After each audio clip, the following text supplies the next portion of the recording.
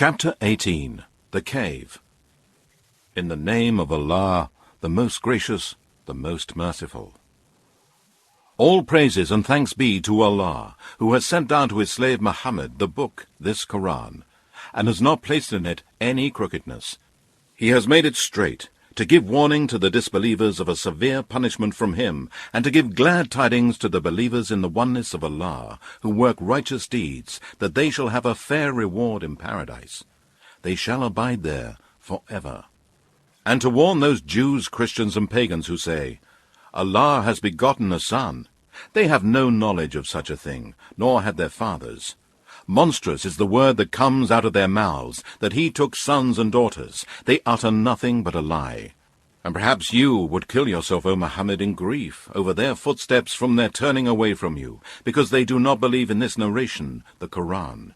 Indeed, we have made that which is on earth as an adornment for it, in order that we may test mankind as to which of them are best in deeds. And indeed, we shall make all that is on the earth a bare, dry soil, without any vegetation or trees and so forth. Do you think that the people of the cave and the inscription were a wonder amongst our signs? Remember when the young men fled for refuge from their disbelieving folk to the cave, they said, Our Lord, bestow on us mercy from yourself, and facilitate for us our affair in the right way. Therefore we covered up their sense of hearing, causing them to go into a deep sleep in the cave for a number of years. Then we raised them up from their sleep, that we might test which of the two parties was best at calculating the time period that they had stayed. We narrate to you, O Muhammad, their story with truth. Truly, they were young men who believed in their Lord Allah, and we increased them in guidance. And we made their hearts firm and strong with the light of faith in Allah, and bestowed upon them patience to bear the separation of their kith and kin and dwellings, when they stood up and said, Our Lord is the Lord of the heavens and the earth. Never shall we call upon any god other than him. If we did, we would indeed have uttered an enormity in disbelief. These, our people, have taken for worship gods other than Allah. Why do they not bring for them a clear authority? And who does more wrong than he who invents a lie against Allah?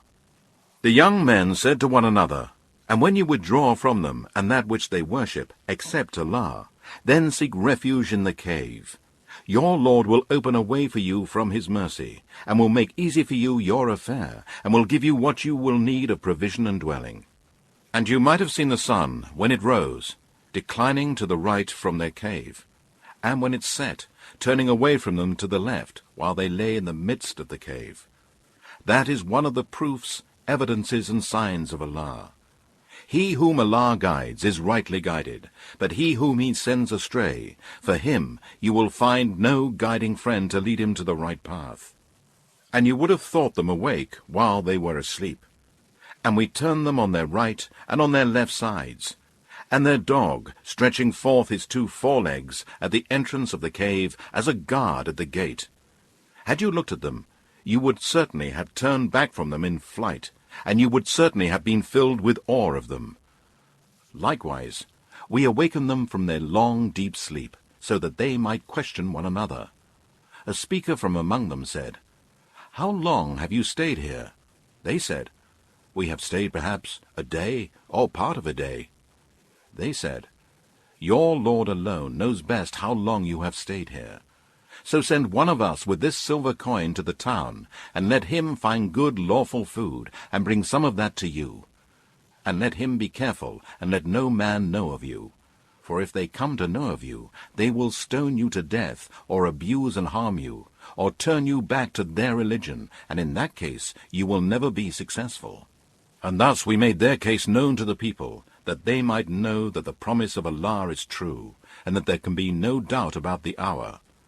Remember when the people of the city disputed among themselves about their case, they said, Construct a building over them, their Lord knows best about them. Then those who prevailed over their affair said, We indeed shall build a place of worship over them. Some say there were 3, the dog being the 4th among them. Others say they were 5, the dog being the 6th, guessing at the unseen. Yet others say they were 7, the dog being the 8th. Say, O Muhammad, My Lord knows best their number. None knows them but a few.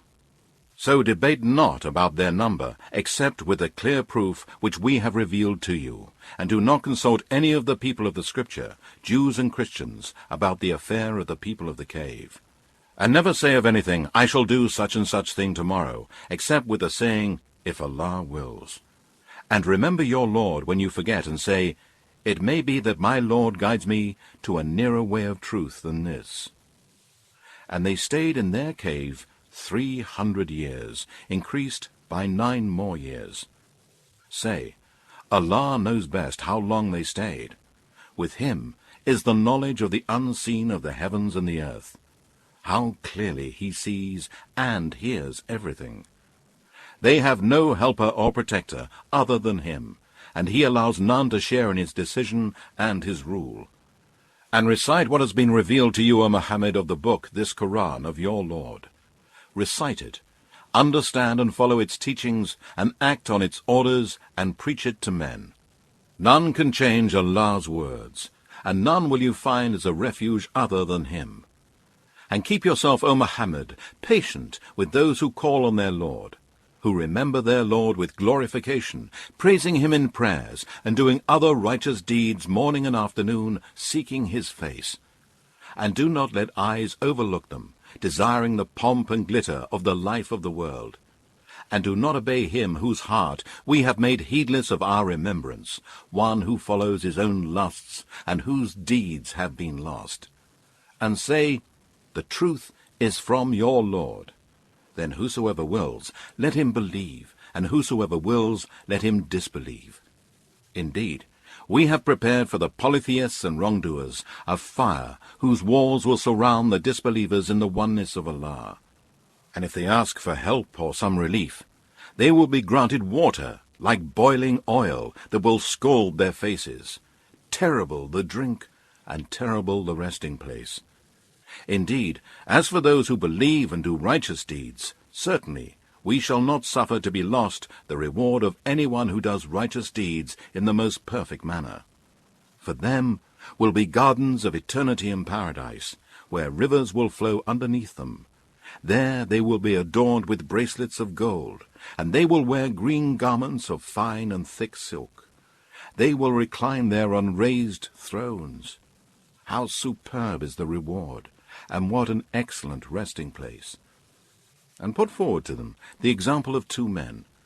To one of them we gave 2 gardens of grapes, and we had surrounded both with date palms, and had put between them green crops and cultivated fields. Each of those 2 gardens brought forth its produce, and failed not in the least in it, and we caused a river to gush forth in the midst of them. And he who was in possession of the garden said to his companion in the course of mutual talk, I have more wealth than you, and I am stronger in respect of men. And he went into his garden while in a state of pride and disbelief, unjust to himself. He said, I do not think that this will ever perish, and I do not think that the hour will ever come. And if indeed I am brought back to my Lord on the day of resurrection, I shall surely find something better than this when I return to him. His companion said to him, during the talk with him, Do you disbelieve in him who created you out of dust, then out of a tiny drop, and then fashioned you into a man?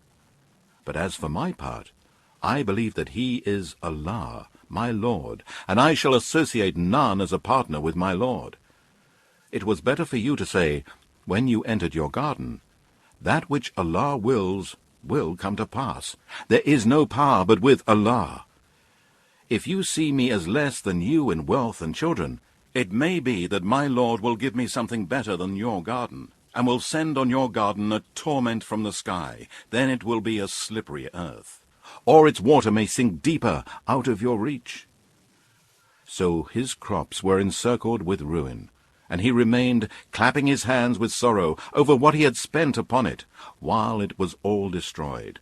And he could only say, Would I had ascribed no partners to my Lord. And he had no group of men to help him against Allah, nor could he defend or save himself. There, on the day of resurrection, the protection, power, authority, and kingdom will be for Allah alone, the true God. Allah is the best for rewards, and the best for the final end. None has the right to be worshipped but He. And put forward to them an example of the life of this world. It is like the rain, which we send down from the sky, and the vegetation of the earth mingles with it, and becomes fresh and green. But later it becomes dry and breaks into pieces, which the winds scatter, and Allah is able to do everything. Wealth and children are the adornment of the life of this world, but good righteous deeds that last are better with your Lord for reward, and better in respect of hope. And remember the day we shall cause the mountains to pass away like clouds of dust, and you will see the earth as a levelled plain, and we shall gather them all together, so as not to leave one of them behind. And they will be set before your Lord in lines as rows, and Allah will say, Now, indeed, you have come to us as we created you the first time. No, but you thought that we had appointed no meeting for you with us. And the book of deeds will be placed in the right hand for a believer in the oneness of Allah, and in the left hand for a disbeliever in the oneness of Allah. And you will see the criminals, polytheists, and sinners, fearful of that which is recorded in it. They will say, Woe to us! What sort of book is this that leaves neither a small thing nor a big thing, but has recorded it with numbers? And they will find all that they did placed before them. And your Lord treats no one with injustice. And remember when we said to the angels, Bow down to Adam. So they bowed down, except Satan. He was one of the jinn. He disobeyed the command of his Lord. Would you then take Satan and his offspring as protectors and helpers, rather than me, while they are enemies to you? What a miserable exchange! I never permitted Satan and his offspring to witness the creation of the heavens and the earth, nor their own creation. Nor was I to take the misleaders as helpers. And remember the day he will say, Call those so-called partners of mine, whom you claim to be gods beside me. Then they will cry to them, but they will not answer them, and an insurmountable barrier will separate them from each other. And the criminals, polytheists, and sinners shall see the fire, and realize that they have to fall into it, and they will find no way of escape. And indeed, we have put forth every kind of example in this Quran for mankind.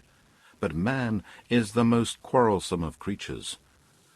And what is there to keep back men from believing now, when the guidance, this Quran, has come to them, from asking forgiveness from their Lord, except that the ways of the ancients be repeated with them, or the torment be brought to them face to face? And we do not send the messengers except as givers of glad tidings and warners. But those who disbelieve dispute with false arguments in order to refute the truth. And they treat my proofs, signs, and revelations, and that with which they are warned, as jest and mockery. And who does more wrong than he who is reminded of the proofs, signs, and revelations of his Lord, but turns away from them, forgetting what deeds his hands have done? Truly, we have set veils over their hearts, lest they should understand this Quran, and in their ears deafness. And if you, O Muhammad, call them to guidance, even then they will never be guided. And your Lord is most forgiving, the owner of mercy. Were he to call them to account for what they have earned, then surely he would have hastened their punishment. But they have their appointed time, beyond which they will find no escape. And these towns such as Ad and Thamud we destroyed when they did wrong, and we appointed a fixed time for their destruction. And remember when Moses said to his boy-servant, I will not give up traveling until I reach the junction of the two seas, or until I spend years and years in travel. But when they reached the junction of the two seas, they forgot their fish, and it found its way into the sea. So when they had passed further on, beyond that fixed place, Moses said to his boy-servant, Bring us our morning meal. Truly, we have suffered much fatigue in our journey. He said, Do you remember when we sat by the rock? I indeed forgot the fish. None but Satan made me forget to remember it. It took its course into the sea in a strange way. Moses said, That is what we have been seeking.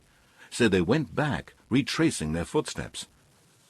Then they found one of our slaves, to whom we had bestowed mercy from us, and whom we had taught knowledge from us. Moses said to him, May I follow you, so that you teach me something of that knowledge which you have been taught by Allah? He said, Indeed, you will not be able to have patience with me, and how can you have patience about a thing which you know not?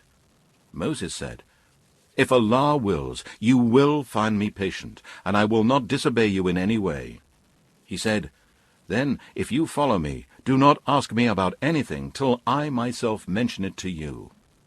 So they both proceeded, until, when they embarked onto a ship, he scuttled it. Moses said, Have you scuttled it in order to drown its people? Indeed, you have committed a thing most dreadful. He said, Did I not tell you that you would not be able to have patience with me? Moses said, Do not call me to account for what I forgot, and do not be harsh with me. Then they both proceeded till they met a boy, and he killed him. Moses said, Have you killed an innocent person who had killed no one? Indeed, you have committed a thing most dreadful. He said, Did I not tell you that you can have no patience with me? Moses said, If I ask you anything after this, do not keep me in your company. You have received enough apologies from me. Then they both proceeded, till, when they came to the people of a town, they asked them for food. But the people refused to entertain them. Then they found a wall about to collapse, and he set it up straight. Moses said, If you had wished, surely you could have received wages for it. He said, Now we must part company. But I will explain to you everything you could not hold patience with. As for the ship, it belonged to poor fishermen working the sea. So I wished to damage it, as there was a king coming after them, who was confiscating every ship by force. And as for the boy, his parents were believers, and we feared in case he should oppress them by rebellion and disbelief. So we intended that their Lord should change him for one better in righteousness and nearer to mercy. And as for the wall, it belonged to 2 orphan boys in the town, and under it there was a treasure belonging to them. And their father was a righteous man, and your Lord intended that they should attain their age of full strength, and take out their treasure as a mercy from your Lord. And I did not do it of my own accord. That is the interpretation of those things over which you could not keep patience with. And they ask you about Dhul-Qarnayn. Say, I shall recite to you something of his story. Indeed, we established him in the earth, and we gave him the means of everything. So he followed away, until, when he reached the setting place of the sun, he found it setting in a spring of black muddy water. And he found near it a people. Allah said by inspiration, O Dhul-Qarnayn, either punish them or treat them with kindness. He said, As for him who disbelieves in the oneness of Allah, who does wrong, we shall punish him, and then he will be brought back to his Lord, who will punish him with a terrible torment in hell. But as for him who believes in the oneness of Allah, and works righteousness, he shall have the best reward of paradise, and we shall speak to him mild words. Then he followed another way, until when he came to the rising place of the sun, he found it rising on a people for whom Allah had provided no shelter against the sun. So it was, and we knew all about Dhul-Qarnayn. Then he followed another way, until when he reached between 2 mountains, he found before them a people who scarcely understood a word. They said, O Dhul-Qarnayn, indeed Gog and Magog are doing great mischief in the land. Shall we then pay you a tribute, in order that you might erect a barrier between us and them? He said, The wealth, authority, and power in which my Lord has established me is better than your tribute. So help me with the strength of men. I will erect between you and them a barrier. Give me blocks of iron. Then, when he had filled up the gap between the 2 mountain cliffs, he said, Blow, until he had made it red as fire. And he said, Bring me molten copper to pour over it. So Gog and Magog were made powerless to scale it or penetrate it. Dhul-Qarnayn said, This is a mercy from my Lord. But when the promise of my Lord comes, he shall level it to the ground, and the promise of my Lord is ever true. And on that day, when Gog and Magog will come out, we shall leave them to surge like waves on one another, and the trumpet will be blown, and we shall collect them all together. And on that day we shall present hell to the disbelievers, plain to view to those whose eyes have been under a covering from my reminder, this Koran, and who could not bear to hear. Do then those who disbelieve think that they can take my slaves, such as Jesus, son of Mary, as lords, gods, and protectors besides me? Indeed, we have prepared hell as an eternal abode for the disbelievers in the oneness of Allah. Say, O Muhammad, shall we tell you the greatest losers in respect of their deeds? Those whose efforts have been wasted in this life while they thought that they were acquiring good by their deeds. They are those who deny the proofs, signs, and revelations of their Lord and the meeting with him in the hereafter. So their works are in vain, and on the day of resurrection we shall not give them any weight. That shall be their recompense, hell, because they disbelieved and took my revelations and my messengers by way of jest and mockery. Indeed, those who believe in the oneness of Allah and do righteous deeds shall have the gardens of paradise for their entertainment, where they shall dwell forever. No desire will they have to be removed from there. Say, O Muhammad, to mankind, if the sea were ink for writing the words of my Lord, surely the sea would be exhausted before the words of my Lord would be exhausted, even if we brought another sea like it for its aid. Say, O Muhammad, I am only a man like you. It has been inspired to me that your God is one God, Allah. So whoever hopes for the meeting with his Lord, let him work righteousness, and associate none as a partner in the worship of his Lord.